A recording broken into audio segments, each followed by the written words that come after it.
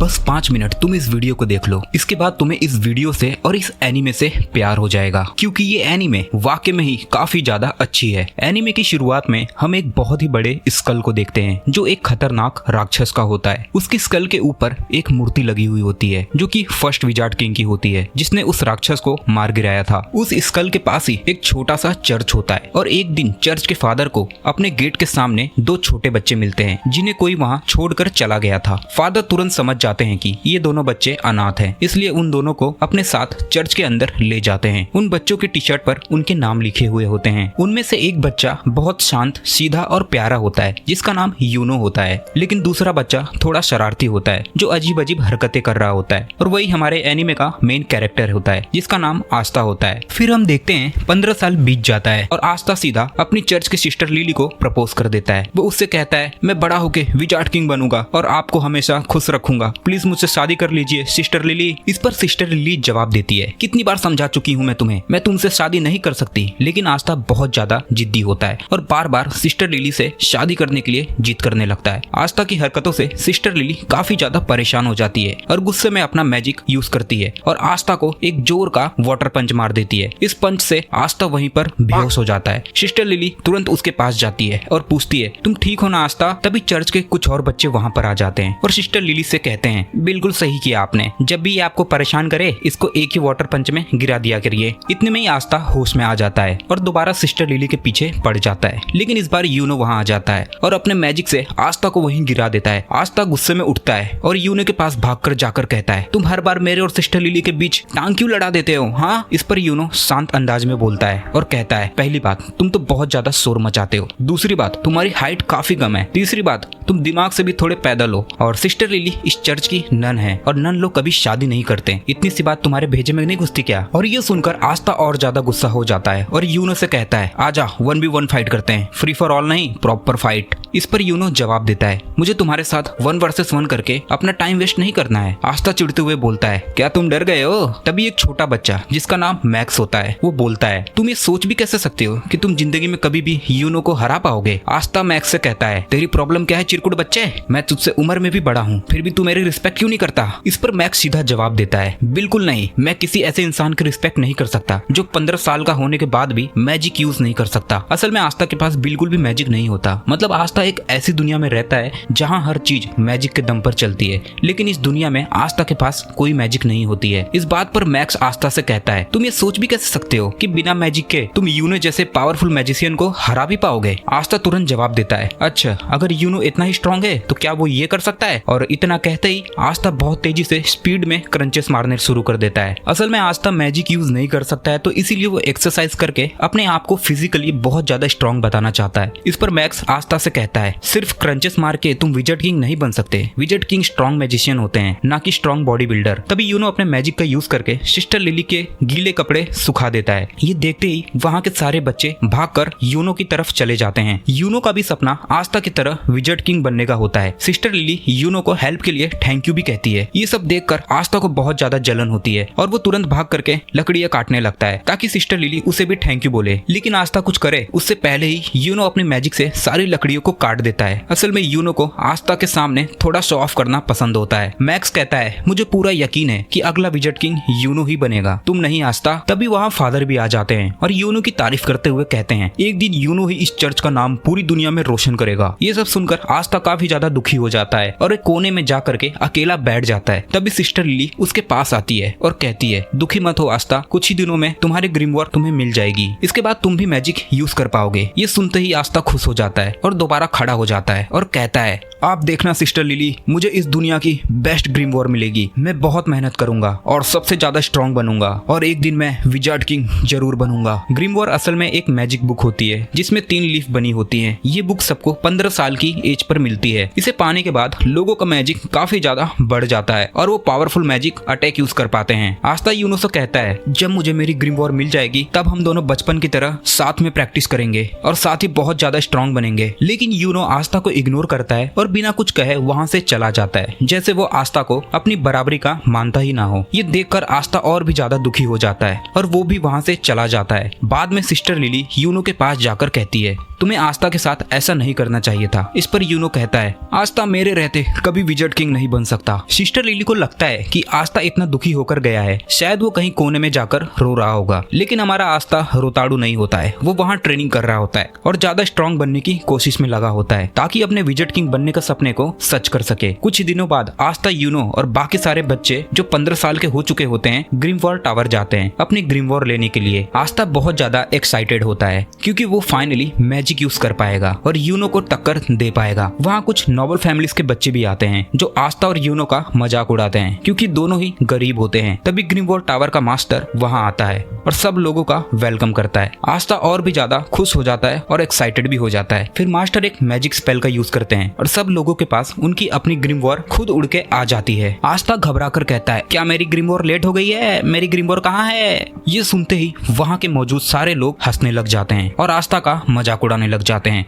तभी यूनो के पास उसकी ग्रिमवॉर आ जाती है जो होती है एक 4 लीफ ग्रिमवॉर जो कि बहुत ही ज्यादा रेयर होती है। ये वही ग्रिमवॉर होती है जो कभी फर्स्ट विजर्ड किंग के पास थी। इसे देखकर वहाँ मौजूद सारे लोग शॉक हो जाते हैं। सब लोग सोचने लग जाते हैं यूनो जो नोबल फैमिली से भी नहीं है तो उसे वो 4 लीफ ग्रिमवॉर आखिर मिली कैसे? यूनो पीछे मुड़कर सब लोगों के सामने कहता है कि वही अगला विजर्ड किंग बनेगा। ये सुनते ही वहाँ मौजूद सारे लोग उसकी तारीफ करने लगते हैं। तभी आस्था खड़ा होता है और यूनो से कहता है, नहीं, तुम नहीं अगला विजर्ड किंग बनोगे, मैं बनूंगा अगला विजर्ड किंग। इस पर फिर से सब लोग आस्था पर हंसने लगते हैं और उसका मजाक उड़ाने लगते हैं। यूनो बिना कुछ कहे आस्था को इग्नोर करके वहाँ से चला जाता है। इसके बाद हम देखते हैं आस्था जंगल में अकेला उल्टा लटका हुआ होता है। वो थोड़ा दुखी होता है क्योंकि न उसके पास मैजिक है और न अब उसके पास कोई ग्रिमवॉर है। इतना सब होने के बाद भी आस्था गिव अप नहीं करता। वो खुद को संभालता है और कहता है, तो क्या हुआ अगर मुझे ग्रिमवॉर नहीं मिली? मैं मेहनत करना कभी नहीं छोड़ूंगा। एक दिन मैं विजर्ड किंग जरूर बनूंगा। बस वेट करो यूनो, मैं ही तेरा राइवल हूँ और ये बात मैं प्रूव करके दिखाऊंगा। तभी उसे अचानक एक आवाज सुनाई देती है। यहाँ हम देखते हैं कि 2 नोबल लड़के जलन के मारे यूनो पर अटैक करने आ जाते हैं। वो यूनो से कहते हैं, तुम जैसे गरीब को 4 लीफ ग्रिमवॉर कैसे मिल सकती है जब हम नोबल्स को भी ये नहीं मिली? उनमें से एक कहता है, मैं तुम्हारी इस ग्रिमवॉर को जला दूंगा और वो यूनो पर एक मैजिक अटैक छोड़ देता है। लेकिन यूनो अपनी बिना ग्रिमवॉर का यूज किए ही खुद को डिफेंड कर लेता है। ये देखकर दोनों लड़के शॉक हो जाते हैं और सोचने लगते हैं कि यूनो इतना स्ट्रॉन्ग कैसे हो सकता है। तभी अचानक कुछ चैंस आती है और उन दोनों को पकड़ लेती है। उसी वक्त वहाँ एक आदमी आता है और कहता है, तुम लोग पागल हो क्या? इतनी रेयर चीज को जलाना चाहते हो? यूनो पूछता है, तुम कौन हो? वो आदमी कहता है, मेरा नाम स्नेक है और मुझे वो चीज चाहिए जो तुम्हारे पास है। इतना कहते ही स्नेक अपने मैजिक से यूनो को भी पकड़ लेता है और उसकी 4 लीफ ग्रिमवॉर उससे छीन लेता है। यूनो कहता है, स्नेक, मैंने तुम्हारा नाम सुना है, तुम एक बहुत ही स्ट्रॉन्ग और फेमस चोर हो, लेकिन तुम्हें ये पता होना चाहिए कि ग्रिमवॉर सिर्फ अपने असली ऑनर के लिए ही काम करती है। स्नेक मुस्कुराते हुए बोलता है, हाँ मुझे पता है कि तुम्हारी ग्रिमवॉर तुम्हारे बिना यूज नहीं हो सकती, लेकिन ब्लैक मार्केट में इस 4 लीफ ग्रिमवॉर के मुझे बहुत अच्छे पैसे मिलेंगे, इसीलिए मैं इसे चुरा रहा हूँ। फिर वो कहता है, और हाँ मुझे माफ करना, तुम्हारा विजर्ड किंग बनने का सपना यहीं पर खत्म होता है। तभी वहाँ आस्था आ जाता है, लेकिन आते ही गिर पड़ता है और अपनी थोड़ी सी बेइज्जती करा लेता है। फिर भी वो खड़ा होता है और पूछता है, यहाँ हो क्या रहा है और तुम्हारे पास 2 ग्रिमवॉर कैसे है? यूनो कहता है, उसमें से एक मेरी है। आस्था, यहाँ से जल्दी भाग जाओ, ये आदमी बहुत ज्यादा ताकतवर है। तब आस्था पूरा सीन समझ जाता है और स्नेक से कहता है, चुपचाप यूनो की ग्रिमवॉर वापस कर दो। स्नेक हंसकर बोलता है, तुम वही लूजर हो ना जिसे एक भी ग्रिमवॉर नहीं मिली, और वो आस्था का मजाक उड़ाने लगता है। आस्था शांत लेकिन स्ट्रॉन्ग आवाज में कहता है, हाँ मैं वही हूँ जिसे कोई ग्रिमवॉर नहीं मिली, लेकिन मैं वही हूँ जो एक दिन विजर्ड किंग बन के रहेगा। इतना कहते ही आस्था स्नेक की तरफ दौड़ पड़ता है। यूनो चिल्लाता है, नहीं आस्था, उससे मत लड़ना। स्नेक अपने मैजिक से आस्था पर अटैक करता है, लेकिन आस्था डॉज करके सीधा उसके पास पहुंच जाता है। वो उसे पंच मारने वाला होता है। तभी स्नेक की चैंस आस्था को पकड़ लेती हैं। उसके बाद स्नेक अपने मैजिक से आस्था को बहुत ज्यादा इंजर्ड कर देता है। आस्था अपने मन में सोचता है, ये सिर्फ एक चोर है, फिर भी इतना स्ट्रॉन्ग कैसे है? अगर एक चोर इतना स्ट्रॉन्ग है तो विजर्ड किंग कितना ज्यादा पावरफुल होगा। स्नेक आस्था को पीछे वाली दीवार पर पटक देता है और उसके पास आकर कहता है, अपनी आंखें खोलो बच्चे, तुम मुझे आज क्या, तुम मुझे 100 जन्म में भी नहीं हरा सकते। आस्था मन ही मन कहता है, ये सही कह रहा है, चाहे मैं अपनी बॉडी जितनी भी ट्रेन कर लूं, मैं इसे कभी नहीं हरा पाऊंगा। स्नेक हंसकर कहता है, मैं अपनी चैन से ये नाप सकता हूँ कि किसी के अंदर कितना मैजिक है, और तुम्हारे अंदर एक बूंद भी मैजिक नहीं है। वो आगे कहता है, इसलिए तुम्हें कोई ग्रिमवॉर नहीं मिली। ग्रिमवॉर मैजिक को बढ़ाता है और तुम्हारे पास मैजिक ही नहीं है। विजर्ड किंग बनना तो दूर की बात है, तुम तो एक नॉर्मल से भी मैजिक यूज नहीं कर पाओगे। अपनी जिंदगी पर शर्म करो, तुम एक बहुत बड़े लूजर हो। और ये सब सुनते ही आस्था अंदर से पूरी तरह टूट जाता है। वो सोचने लगता है, ये जो कह रहा है वो बिल्कुल सही तो है, न मेरे पास मैजिक है और न ही मेरे पास कोई ग्रिमवॉर है, फिर मैं कैसे विजर्ड किंग बन सकता हूँ जो पूरी दुनिया का स्ट्रॉन्गेस्ट मैजिशियन होता है, जिंदगी में पहली बार आस्था गिव अप करने वाला होता है। तभी यूनो जोर से चिल्लाकर कहता है, नहीं, आस्था विज़र्ड किंग नहीं बनेगा, क्योंकि अगला विज़र्ड किंग मैं खुद बनूंगा। लेकिन आस्था कोई लूजर नहीं है, वो मेरा राइवल है और उसके अंदर भी एक मैजिकल पावर है और वो है कभी गिव अप ना करना। और ये सुनते ही आस्था के अंदर दोबारा से जान आ जाती है। वो स्नेक से कहता है, मुझसे दूर हट। स्नेक पीछे हट जाता है और आस्था के बॉडी से एक अजीब सी एनर्जी निकलने लगती है। आस्था यूनो से कहता है, चिंता मत करो यूनो, मैं इस आदमी को तुम्हारी ग्रिमवॉर ले जाने नहीं दूंगा, चाहे इसके लिए मुझे अपनी जान भी क्यों ना देनी पड़े। तभी आस्था के पास उसकी खुद की ग्रिमवॉर उड़ती हुई आ जाती है, लेकिन ये कोई नॉर्मल ग्रिमवॉर नहीं होती, ये होती है एक 5 लीफ ग्रिमवॉर। ये ग्रिमवॉर पूरी दुनिया में सिर्फ एक ही होती है, मतलब यूनो की 4 लीफ से भी काफी ज्यादा रेयर। इस दुनिया में 3 तरह की ग्रिमवॉर होती है। पहली 3 लीफ ग्रिमवॉर, जिनमें सिर्फ मैजिक पावर्स होते हैं और ये काफी कॉमन होते हैं। दूसरी होती है 4 लीफ ग्रिमवॉर, जो बहुत ही ज्यादा रेयर होती है, जिसमें मैजिकल पावर के साथ गुड लक भी होता है। और आखिरी होती है 5 लीफ ग्रिमवॉर, जो पूरी दुनिया में सिर्फ एक ही होती है और इसके अंदर एक डीमन होता है। आखिरकार आस्था को उसकी 5 लीफ ग्रिमवॉर मिल जाती है। यूनो आस्था को देखकर मुस्कुरा देता है और कहता है, मुझे पता था आस्था, तुम वही हो जो इम्पॉसिबल चीज को भी पॉसिबल बना देता है, बिल्कुल वैसे ही जैसे तुमने बचपन में किया था। इसके बाद हम दोनों का बचपन देखते हैं। शुरुआत में यूनो बहुत ही ज्यादा रोता रहता था, छोटी छोटी बातों पर आंसू बहा देता था और आस्था हमेशा उसकी मदद करता था, बिल्कुल एक बड़े भाई की तरह, और हर वक्त उसे प्रोटेक्ट करता रहता था। एक दिन बचपन में सिस्टर लिली आस्था और यूनो को फर्स्ट विज़ार्ड किंग की कहानी सुनाती है। वो बताती है कि कैसे एक बार पूरी दुनिया पर एक बहुत ही बड़े और ताकतवर राक्षस ने अटैक कर दिया था। हर जगह तबाही मच गई थी और सिर्फ दुख ही दुख रह गया था। तभी अचानक एक लड़का वहाँ आता है और सबको बचा लेता है। उस लड़के के पास एक 4 लीफ ग्रिमवॉर होती है। उस लड़के और उस राक्षस के बीच कई दिनों तक भयंकर लड़ाई होती है। आखिरकार वो लड़का उस राक्षस को हरा देता है और इस दुनिया में दोबारा सुख और शांति ले आता है। और वही लड़का बाद में फर्स्ट विज़ार्ड किंग बनता है, जो पूरी दुनिया का स्ट्रॉन्गेस्ट मैजिशियन होता है। इस कहानी को सुनने के बाद आस्था और यूनो डिसाइड करते हैं कि वो दोनों बड़े होकर विज़ार्ड किंग बनेंगे। शाम को फादर आकर यूनो को एक लेटर देते हैं और कहते हैं कि उसे विलेज के बाहर एक आदमी तक पहुंचा दो। आस्था बोलता है, लाओ मैं जाता हूँ, लेकिन यूनो उसे मना कर देता है और कहता है कि वो अकेला ही जाएगा।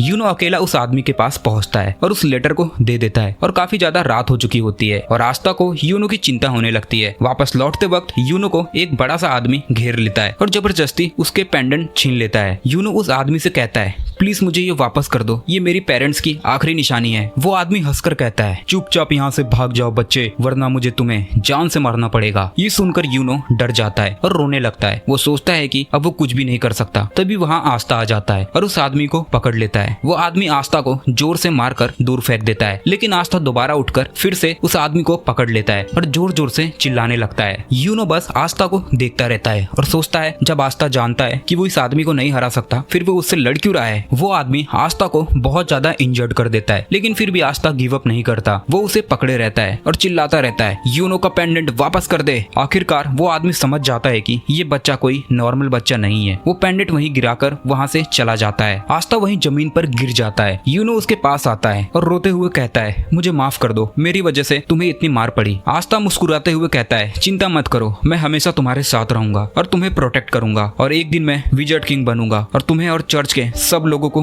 खुश और सेफ रखूंगा। और इधर हम लोग देखते हैं कि आस्था के ग्रिमवॉर से एक अजीब सी स्वॉर्ड निकल कर आती है। ये देखकर स्नेक शॉक हो जाता है और बोलता है, अचानक तुम्हारे पास ग्रिमवॉर कहाँ से आ गई, ये सब हो क्या रहा है। इतना कहकर वो फिर से आस्था पर अटैक कर देता है, लेकिन आस्था अपनी स्वॉर्ड का यूज करता है और तुरंत ही स्नेक की सारी मैजिकल चेन्स गायब हो जाती हैं। स्नेक हैरान होकर बोलता है, तुमने ये कैसे किया, आखिर तुम हो कौन। इस पर आस्था कॉन्फिडेंटली जवाब देता है, मैं वो हूँ जो एक दिन विज़ार्ड किंग बनेगा। ये कहकर आस्था सीधा स्नेक पर काउंटर अटैक कर देता है और सिर्फ एक ही बार में स्नेक को बुरी तरह हरा देता है। यूनो ये सब देखकर हल्का सा मुस्कुरा रहा होता है और आस्था उसके पास आता है और एक्साइटमेंट में बोलता है, देखा यूनो, आखिरकार मुझे मेरी ग्रिमवॉर मिल ही गई। यूनो आस्था से कहता है, तो तुमने एक बार फिर से मुझे बचा लिया आस्था, तुम्हें याद है ना वो प्रॉमिस जो हमने बचपन में किया था। बचपन की बात सुनते ही यूनो पूछता है, क्या मैं विज़ार्ड किंग बन सकता हूँ जब मैं इतना वीक हूँ। आस्था बिना सोचे जवाब दे देता है, हाँ, अगर तुम बहुत मेहनत करो और कभी गिव अप ना करो तो सिर्फ तुम ही नहीं, कोई भी विज़ार्ड किंग बन सकता है। ये सुनकर यूनो खड़ा हो जाता है और कहता है, ठीक है, मैंने भी डिसाइड कर लिया है, आज के बाद मैं कभी भी हार नहीं मानूंगा, मैं दिन रात मेहनत करूंगा और एक दिन विजट किंग बनकर तुम्हें और चर्च के सब लोगों को खुश करूंगा। इस पर आस्था हंसते हुए कहता है, इसका मतलब अब हम दोनों राइवल्स हैं। दोनों एक दूसरे से प्रॉमिस करते हैं कि वो पूरी जान लगाकर मेहनत करेंगे और एक दिन विजट किंग बनकर दिखाएंगे। आस्था यूनो से कहता है, हाँ मुझे ये सब याद है, मुझे लगा था शायद तुम ये सब भूल गए होगे। फिर दोनों बचपन की तरह एक बार फिर से शर्त लगाते हैं, ये देखने के लिए कि पहले विजट किंग कौन बनेगा। इसके बाद हमें करंट विजट किंग की एक झलक दिखाई जाती है और साथ ही उन 9 मैजिक नाइट स्क्वाड को भी, जो किंगडम के सबसे पावरफुल मैजिशियंस होते हैं। इनका काम होता है किंगडम में पीस और ऑर्डर मेंटेन रखना। हर मैजिक नाइट की अपनी एक स्क्वाड होती है जिसे ज्वाइन करने के लिए बच्चों को एक एंट्रेंस एग्जाम देना पड़ता है और उसी एग्जाम के लिए आस्था और यूनो दोनों ट्रेनिंग कर रहे होते हैं। इधर हम लोग देखते हैं कि फादर और सिस्टर लिली ग्रिमवॉर्ड टावर के मास्टर के पास जाते हैं। फादर मास्टर से पूछते हैं, आखिरकार आपने एंट्रेंस एग्जाम ले लिया, यूनो के साथ आस्था के भी नाम क्यों भेज दिया? आस्था तो उस टेस्ट में पास भी नहीं हो सकता। इस पर मास्टर शांत तरीके से कहते हैं, आस्था ने मुझे अपनी ग्रिमवॉर्ड दिखाई थी और उसने मुझसे बहुत रिक्वेस्ट की थी कि उसे एंट्रेंस एग्जाम में जाने का मौका दिया जाए, इसीलिए मैंने उसे भेज दिया।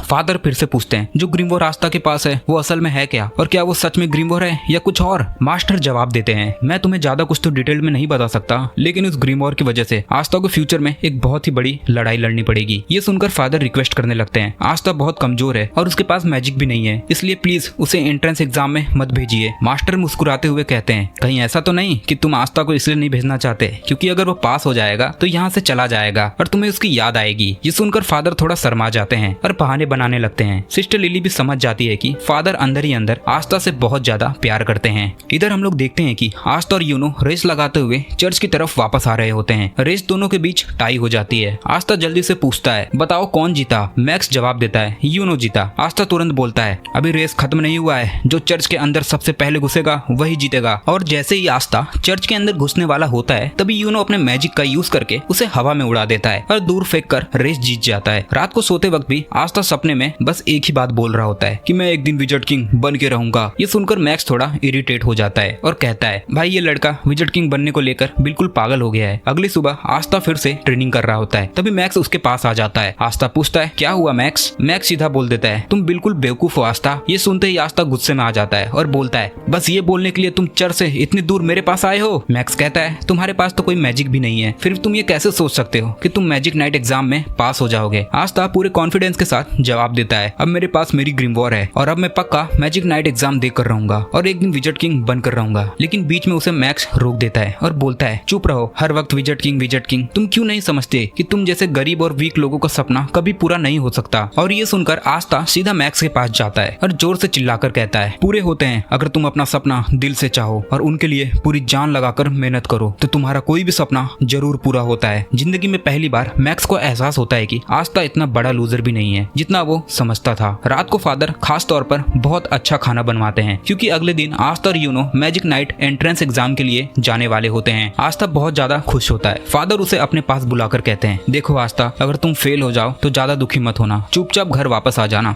हम सब हमेशा तुम्हारे साथ हैं। आस्था बोलता है, ये बात आप यूनो को भी कहोगे ना, या सिर्फ मुझे ही बोल रहे हो? इस पर फादर कुछ नहीं कहते क्योंकि उन्हें पता होता है यूनो तो इजिली पास हो जाएगा, बस आस्था के केस में थोड़ी टेंशन है। आस्था फादर से कहता है, आप टेंशन मत लो, मैं जरूर इस मैजिक नाइट एग्जाम को पास करूंगा और उसके बाद मैं विजट किंग बनूंगा और वापस आकर सिस्टर लिली से शादी करूंगा। इतना सुनते ही सिस्टर लिली अपनी वाटर पंच से आस्था को तुरंत चुप करा देती है। अगली सुबह आस्था और यूनो अपनी जर्नी के लिए निकलने वाले होते हैं। चर्च के सब लोग उन्हें बेस्ट ऑफ लक और बाय बाय बोलते हैं। मैक्स कहता है, आस्था को बाय बोलने की जरूरत नहीं है, ये जल्दी ही वापस आ जाएगा, लेकिन हाँ, अगर तुम किसी तरह पास हो गए तो मैं आस्था तुम्हें मान जाऊंगा कि हम जैसे लोग भी सपने देख सकते हैं और फिर मैं भी मैजिक नाइट बनने के लिए मेहनत शुरू कर दूंगा। आस्था फिर मुस्कुराकर कहता है, फिर रेडी रहना मेहनत करने के लिए। इसके बाद आस्था और यूनो अपनी मंजिल की तरफ निकल पड़ते हैं। सिस्टर लिली भी आस्था के जाने पर थोड़ी इमोशनल हो जाती है और एक बहुत लंबा सफर तय करने के बाद आस्था और यूनो आखिरकार पहुंच जाते हैं मैजिक नाइट एंट्रेंस एग्जाम की जगह पर। यहाँ पर होने वाला होता है मैजिक नाइट एंट्रेंस एग्जाम। अगर ये एग्जाम क्लियर हो जाता है तो दोनों मैजिक नाइट्स बन जाएंगे, यानी किंगडम के ऑफिशियल मैजिक सोल्जर।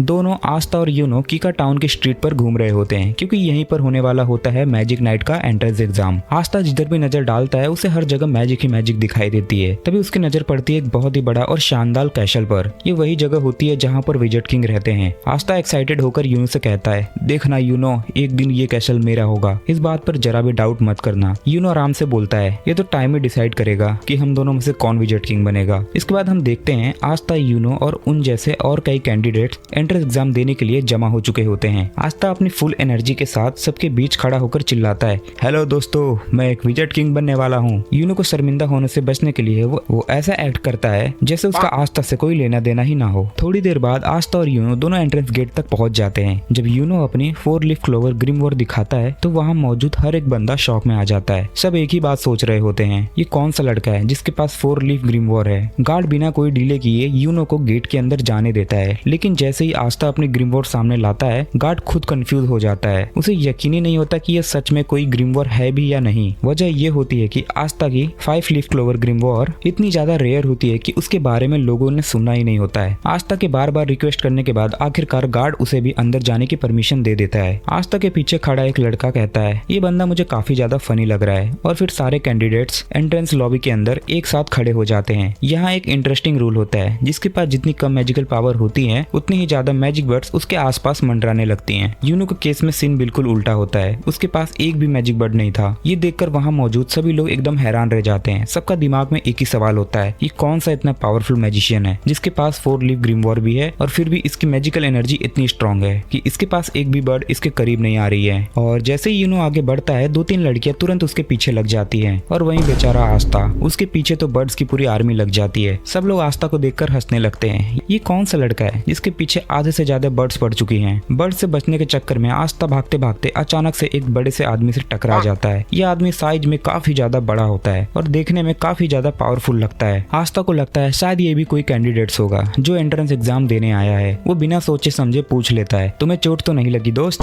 अगले ही पल वो आदमी आस्था का सिर पकड़कर उसे जमीन से उठा लेता है और लगता है जैसे वो अपने हाथों से आस्था का सिर कुचल देगा। गुस्से में वो कहता है, क्या तुम जानते हो मैं कौन हूँ? और तब रिवील होता है कि ये कोई नॉर्मल इंसान नहीं है बल्कि मैजिक नाइट स्क्वाड का ब्लैक बुल्स का कैप्टन होता है और इसका नाम कैप्टन यामी होता है। ब्लैक बुल्स वो स्क्वाड होती है जिसको सबसे ज्यादा बेकार और प्रॉब्लमेटिक माना जाता है पूरी मैजिक नाइट्स में। मतलब आस्था आते ही सीधा एक मैजिक नाइट कैप्टन से ही पंगा ले लेता है। यामी आस्था का सिर दबाने ही वाला होता है, तभी वहाँ पर यामी की स्क्वाड के 2 मेंबर्स आ जाते हैं जिसका नाम फिनरल और गार्डन होता है। फिनरल एक नंबर का ठरकी टाइप वाला बंदा होता है, जबकि गार्डन बिल्कुल अपोजिट होता है। वो बहुत शांत और सीधा होता है। फिनरल यामी से कहता है, कैप्टन आप यहाँ क्या कर रहे हो? चलिए जल्दी, इवेंट बस स्टार्ट होने वाला है। इस पर यामी कैजुअली बोल देता है, अरे कुछ नहीं, मैं बस ऊपर ही जाने वाला था, रास्ता भूल गया था बस। और तभी magic night entrance exam officially start हो जाता है। यामी आस्था को वहीं छोड़कर बिना कुछ कहे वहाँ से निकल जाता है। आस्था खुद को संभाल कर खड़ा होता है, तभी वही लड़का फिर से उसके पास आ जाता है जिसका नाम होता है सिक्के। सिक्के आस्था से दोस्ती कर लेता है, जैसे दोनों पहले से ही एक दूसरे को जानते हो। इसी बीच वहाँ पर सारे के सारे 9 मैजिक नाइट स्क्वाड के कैप्टन आ जाते हैं। ये सब के सब नेक्स्ट लेवल के पावरफुल होते हैं। कहा जाता है कि इन कैप्टन से भी ज्यादा स्ट्रॉन्ग सिर्फ एक ही इंसान है और वो है विजेट किंग। इन कैप्टन में सबसे ज्यादा फेमस होते हैं William Vangeance. William Golden Dawn squad का कैप्टन होता है और गोल्डन डॉन का पूरी दुनिया की नंबर 1 स्क्वाड मानी जाती है। लगभग हर कैंडिडेट का सपना होता है इसी स्क्वाड का हिस्सा बनना। वहीं दूसरी तरफ यामी के ब्लैक बुल स्क्वाड सबसे बेकार और सबसे घटिया मानी जाती है, जिसमें जाना कोई भी नहीं चाहता है। आस्था क्यूरियोसिटी में सिक्के से पूछता है, विजेट किंग कहाँ है? सिक्के हंसकर जवाब देता है, विजेट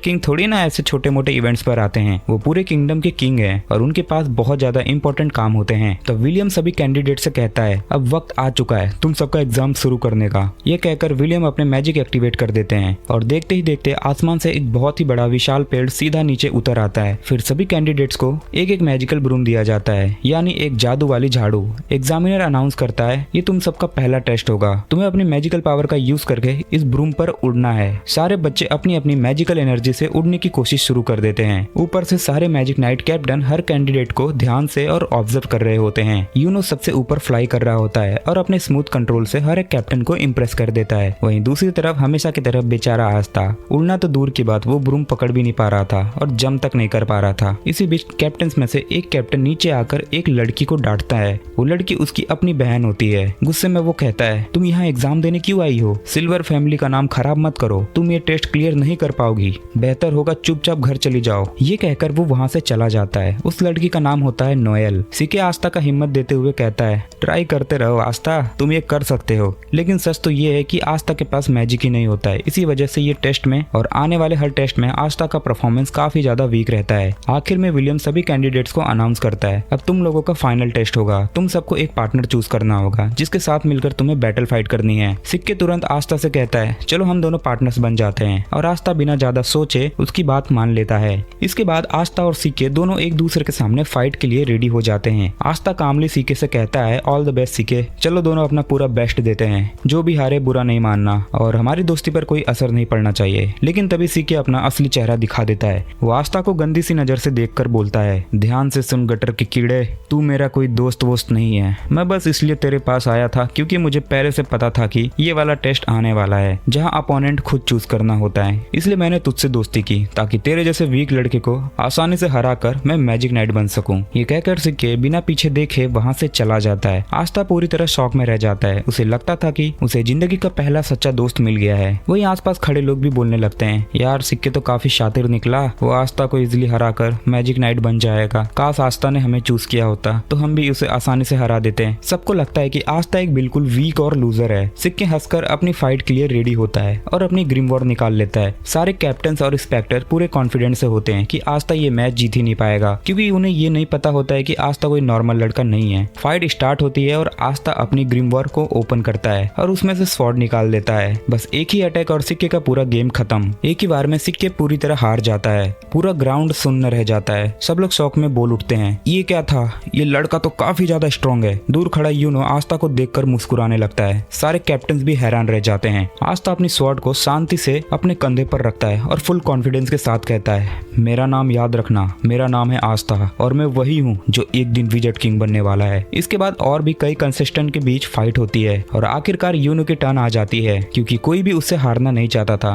तब यूनो के सामने सालिम आ जाता है, वही लड़का जिसने पहले भी यूनो पर अटैक किया था। सालिम गुस्से में बोलता है, पिछली बार तो तू बच गया लेकिन इस बार तू नहीं बचेगा। फिर दोनों के बीच एक जबरदस्त और इंटेंस फाइट शुरू हो जाती है, लेकिन एंड में यूनो अपनी पावरफुल मैजिक से सालिम को कम्प्लीटली डिफीट कर देता है। इसी के साथ magic night entrance exam officially खत्म हो जाती है। अब टाइम होता है सबसे इम्पोर्टेंट मोमेंट का। अब सारे मैजिक नाइट कैप्टन डिसाइड करने वाले होते हैं कि वो किस कैंडिडेट को अपने स्क्वाड में लेना चाहते हैं। रूल सिंपल होता है, अगर किसी एक बच्चे के लिए एक से ज्यादा कैप्टन ने हाथ उठाया तो चॉइस उस बच्चे की होती है, लेकिन अगर किसी बच्चे के लिए एक भी कैप्टन ने हाथ नहीं उठाया तो वो सीधा फेल हो जाएगा। एक के बाद एक काफी सारे कैंडिडेट्स रिजेक्ट होने लगते हैं। आस्था की टेंशन बढ़ती जा रही होती है। उसे बस एक ही डर होता है, कहीं वो फेल ना हो जाए। फिर यूनो का नंबर आता है और पूरे हिस्ट्री में पहली बार सारे के सारे उन मैजिक नाइट कैप्टन एक ही बच्चे के लिए अपना हाथ उठा देते हैं। सब यूनो को अपनी स्क्वाड में लेना चाहते हैं। अब यूनो खुद डिसाइड करेगा कि उसे किस ग्रुप में जाना है और बिना किसी डाउट के यूनो चूज करता है गोल्डन डॉन को, यानी सबसे बेस्ट मैजिक नाइट स्क्वाड।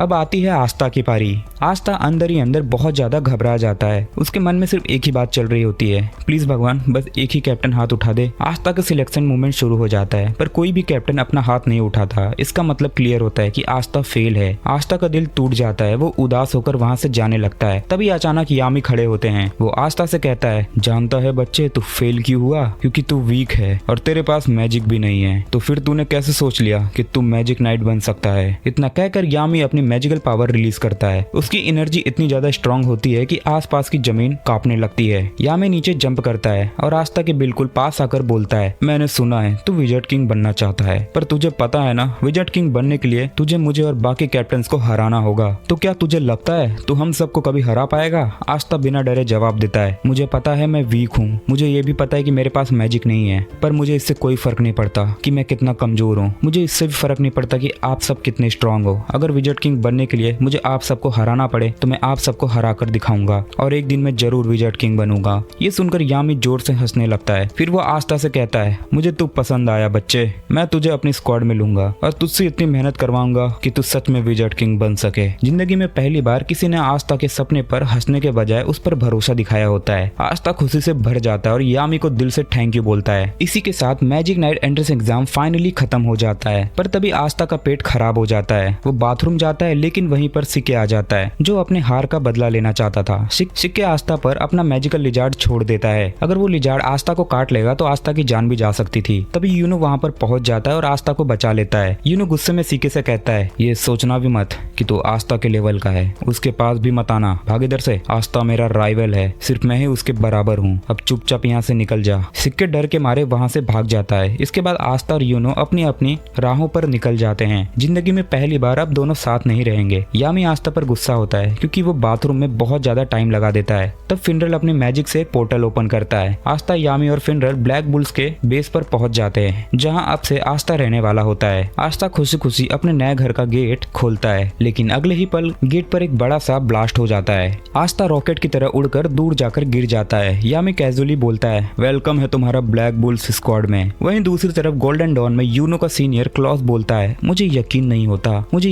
होता कि तुम जैसे गरीब लड़के को, जो किसी रॉयल फैमिली से भी नहीं है, विलियम सर ने उसे गोल्डन डॉन में आखिर ले कैसे लिया। यहाँ जिंदगी आसान होने वाली नहीं है। ये कहकर क्लोज वहाँ से चला जाता है। इधर ब्लैक बुल्स में आस्था अपने नए टीममेट से मिलता है और तुरंत समझ जाता है कि ये सब थोड़े अलग टाइप के लोग हैं। यामी जोर से चिल्लाता है, तोड़ फोड़ बंद करो तुम लोग, और ये बोल के वो पीछे का दीवार तोड़ देता है। सब मेंबर्स यामी को देखकर खुश हो जाते हैं। यामी सबको आस्था से इंट्रोड्यूस करवाता है। आस्था बोलता है, मेरा नाम आस्था है, मैं हैज विलेज से हूँ। ये सुनकर सब लोग एकदम शॉक हो जाते हैं कि इतने छोटे और गरीब गाँव का लड़का मैजिक नाइट एंट्रेंस एग्जाम को क्लियर कर दिया है। फिर फिनरल आस्था को बाकी मेंबर से मिलवाता है और इस लड़की का नाम वेनिशा होता है और ये फुल टाइम शराबी होती है। वेनिशा आस्था के पास आकर मुस्कुराते हुए कहती है, तो तुम्हारा नाम आस्था है, क्या तुम्हें गर्लफ्रेंड चाहिए? ये सुनकर आस्था एकदम शर्मा जाता है, लेकिन पोलाइटली मना कर देता है क्योंकि उसका दिल सिर्फ सिस्टर लिली के लिए धड़कता है। लगता है वेनिशा ने थोड़ा ज्यादा पी रखी होती है, क्योंकि अगले ही पल वो आस्था के सामने ही उल्टी कर देती है। इसके बाद फिनरल आस्था को लक से मिलवाता है। लक को सिर्फ एक ही चीज पसंद होती है और वो है लड़ाई। वो एक्साइटमेंट में आस्था से पूछता है, बताओ मुझसे फाइट करोगे?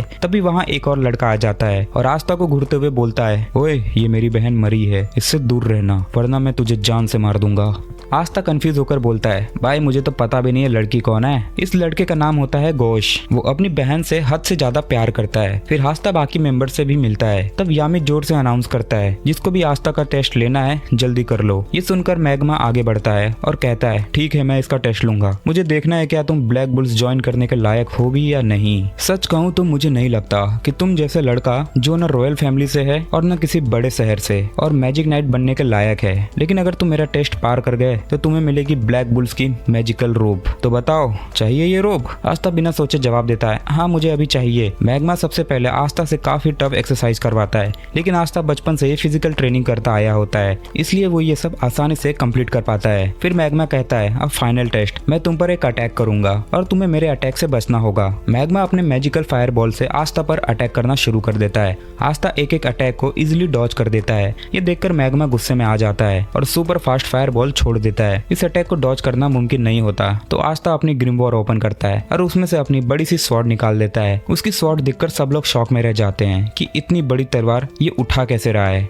आस्था उस स्वॉर्ड को बेसबॉल की तरह घुमाता है और मैग्मा का अटैक उसी की तरफ वापस भेज देता है। यामी ये सब देखकर काफी ज्यादा इंप्रेस हो जाता है, क्योंकि आस्था सिर्फ मैजिक ही कैंसिल नहीं करता बल्कि मैजिकल अटैक को डिफीट करके वापस भी भेज देता है। अब सब समझ जाते हैं कि आस्था कोई बेकार या यूजलेस लड़का नहीं है, बल्कि एक ट्रूली पावरफुल फाइटर है। मैग्मा आस्था के पास आकर कहता है, सॉरी मैंने तुम्हें छोटे गाँव का कह दिया। सच तो ये है कि जो गाँव तुम्हारे गाँव के पास है मैं वही का हूँ। ये सुनकर आस्था और भी ज्यादा शॉक हो जाता है। अब सब आस्था की तारीफ करने लगते हैं। चार्मी भी आस्था को अपना केक दे देती है। धीरे धीरे आस्था की सबसे थोड़ी थोड़ी दोस्ती हो जाती है। ऊपर से एक लड़की चुपचाप आस्था को देख रही होती है और न जाने क्यों उस पर काफी ज्यादा गुस्सा होती है। आखिरकार आस्था को मिल जाती है ब्लैक बुल्स की ऑफिशियल रोब। इसका मतलब ये था कि आस्था अब ऑफिशियली एक मैजिक नाइट बन चुका है और यहीं से आस्था की नई जिंदगी का नया सफर शुरू होता है। मैग्मा आस्था को उसका नया रूम दिखाता है और बोलता है, सॉरी ये थोड़ा सा बेकार रूम है, बस यही खाली था। लेकिन आस्था इतना सिंपल रूम पाकर भी बहुत ज्यादा खुश होता है, क्योंकि जिंदगी में पहली बार उसे अपना खुद का रूम मिलता है।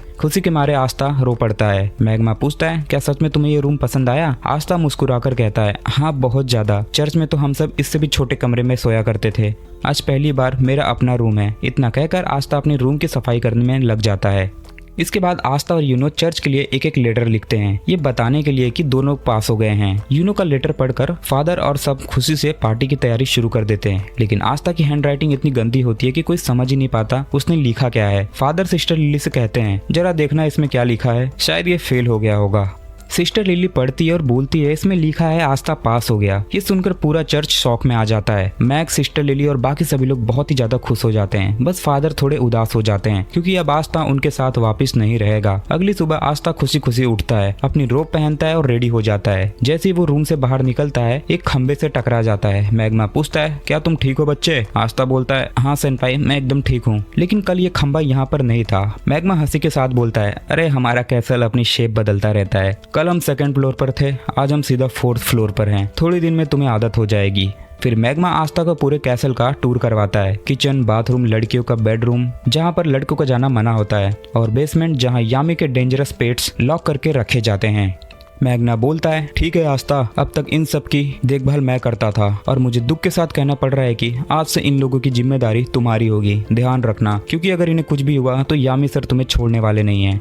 आस्था यामी के पेट्स को खाना देने आगे बढ़ता है, लेकिन पेट्स खाना छोड़कर आस्था को ही खाने के लिए दौड़ पड़ते हैं। दोनों वहाँ से भाग जाते हैं और हॉल में रेस लगाने लगते हैं। तभी उनके सामने वही लड़की आ जाती है जो कल आस्था को ऊपर से चुपचाप देख रही थी, और ये लड़की कोई और नहीं बल्कि नोएल होती है। यामी ने आस्था के साथ साथ नोएल को भी अपनी स्क्वाड में लिया होता है। मैग्मा बोलता है, आस्था, इसने भी कल ब्लैक बुल्स ज्वाइन किया है, बिल्कुल तुम्हारी तरह। आस्था आगे बढ़कर नोएल से हैंडशेक के लिए हाथ बढ़ाता है, लेकिन नोएल उसका हाथ नहीं पकड़ती और कहती है, तुम्हें किसने परमिशन दी कि तुम मुझसे बात कर सकते हो, गरीब कीड़े। ये सुनकर आस्था को गुस्सा आ जाता है। नोएल बोलती है, मैं नोएल सिल्वा हूँ, एक रॉयल फैमिली से। नोएल सिल्वर फैमिली से होती है, जिसका एक कैप्टन भी रह चुका होता है। उनकी रॉयल फैमिली किंगडम में 2nd नंबर पर आती है, विलियम की फैमिली के बाद। आस्था गुस्से में कहता है, कीड़ा किसको बोल रही है वहाँ? यहाँ तुम कोई रॉयल वेल नहीं हो, तुम भी मेरी तरह ब्लैक बुल्स की मेंबर हो और हम दोनों टीममेट्स हैं। नोएल गुस्से में आस्था पर मैजिकल अटैक कर देती है, लेकिन उसका एम इतना खराब होता है कि अटैक जाकर मैग्मा को लग जाता है। मैग्ना उठकर बोलता है, मुझे क्यों मारा? मैं तो कुछ बोल भी नहीं रहा था।